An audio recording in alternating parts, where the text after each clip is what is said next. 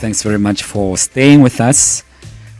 My name is Thabo. I'm in for Clement. We're together till 12. It's been great with you having all these very interesting discussions. In the past hour, we had a chat with Mr. Peter Teixeira, the mayor of Medval local municipality. They seem to be doing very well, and he does say that they don't walk on water, but they get the basics done, providing water, waste management, and making sure that they contribute to trying to make the streets safe of that municipality.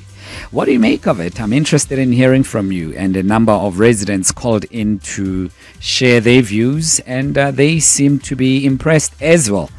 So it looks like they may be on top of something.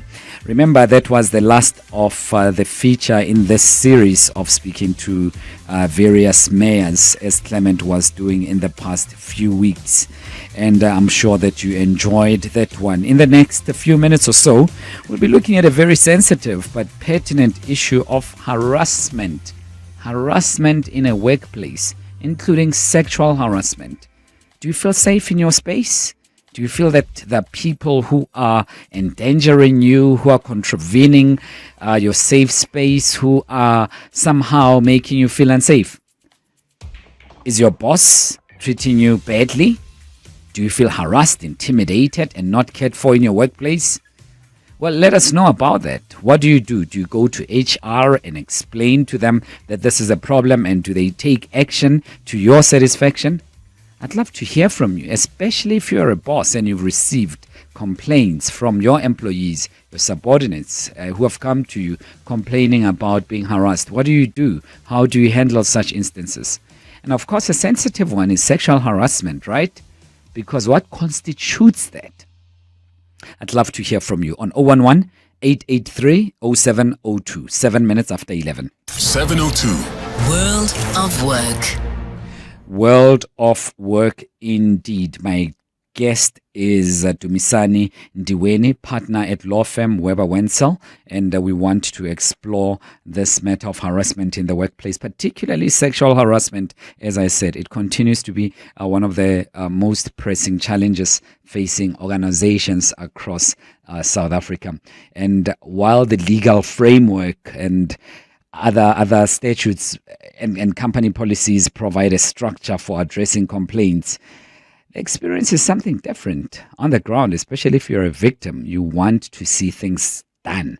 And at times victims feel that their voices are overshadowed by technical defenses, aggressive tactics, and a process that leaves complainants feeling re-traumatized rather than protected. At the same time, employees face serious legal, financial, and reputational risks when harassment is mishandled. So there is that responsibility on the side of employers to make sure that it's handled properly.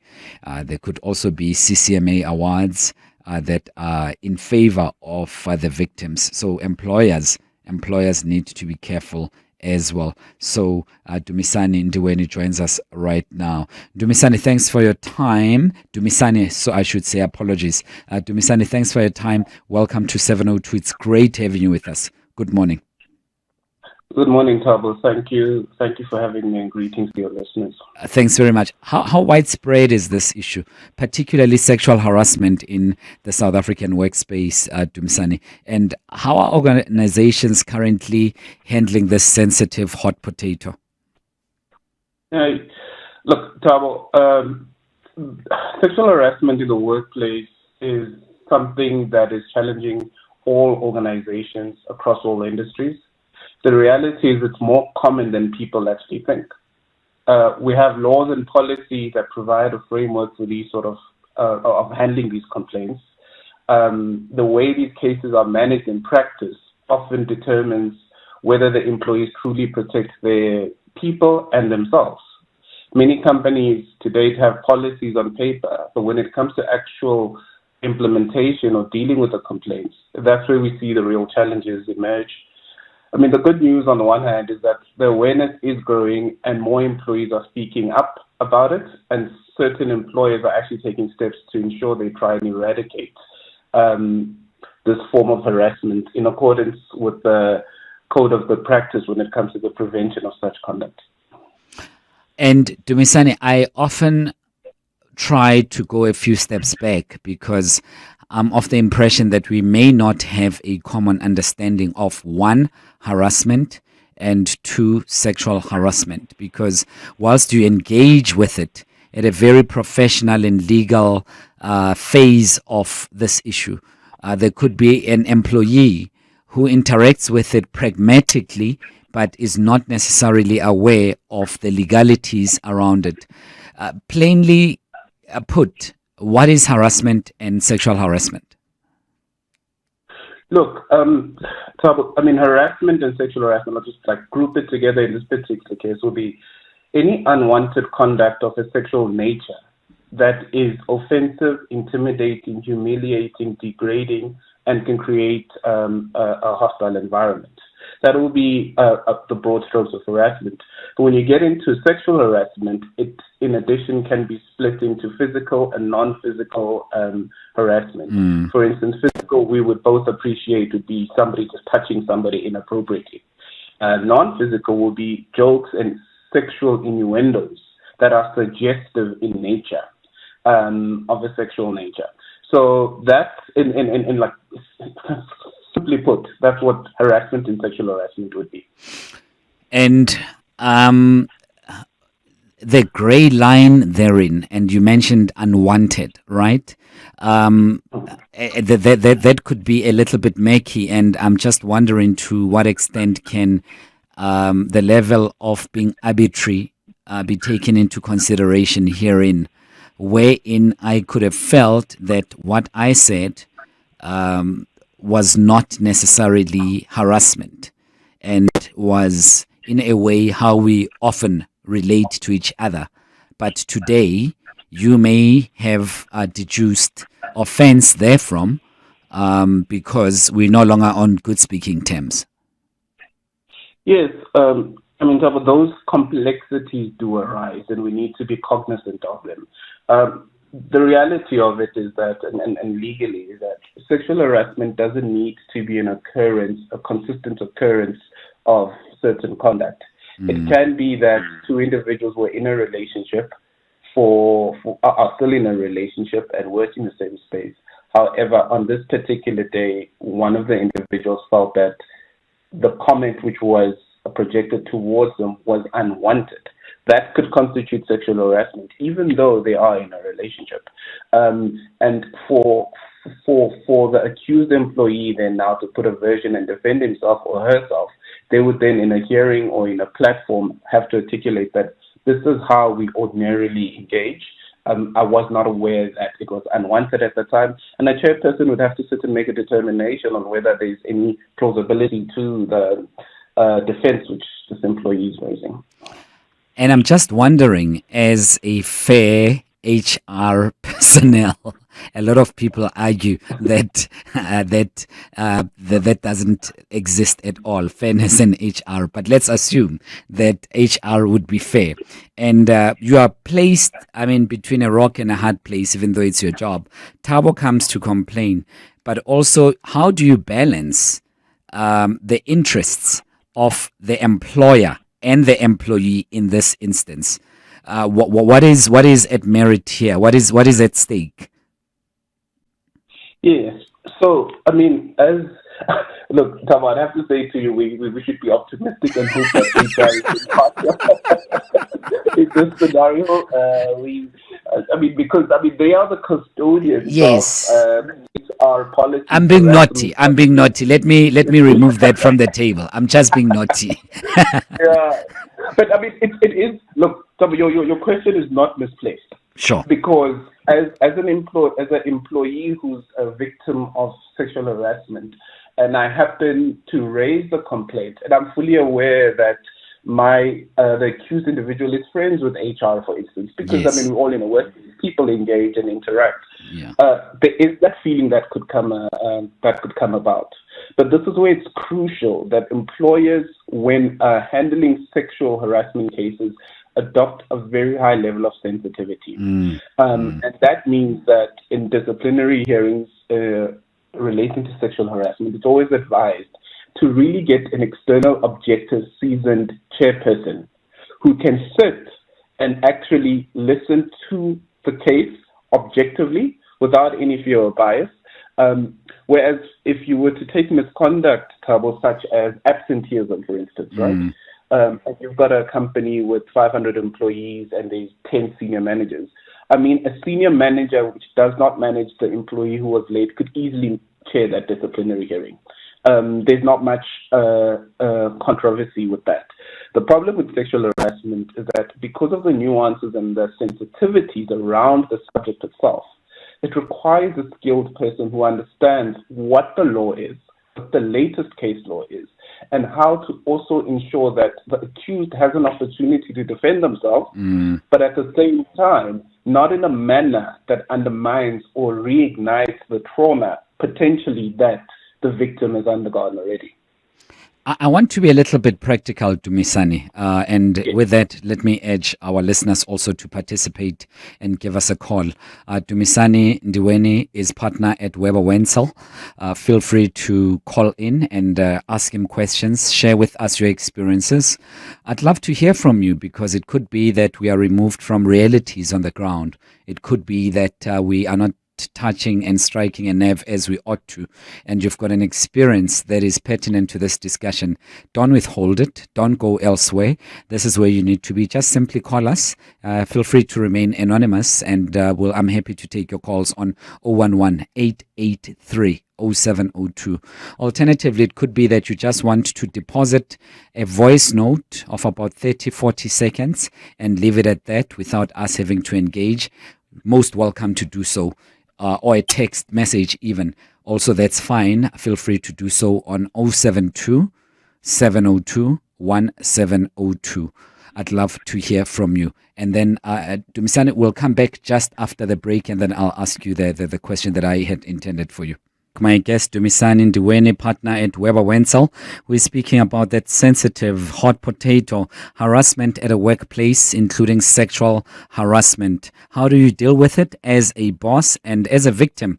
Which channels should you explore, especially if you don't feel very safe around the individuals who are meant to be protecting you? I asked you to send your voice notes. You've done so, and your calls on 011-883-0702. But first, let's take this text message, Abel, that has been here for some time. Then we'll go to that voice note. Good morning, Thabo and your guest. I know someone whose boss frequently touches her inappropriately, despite her very clear protests.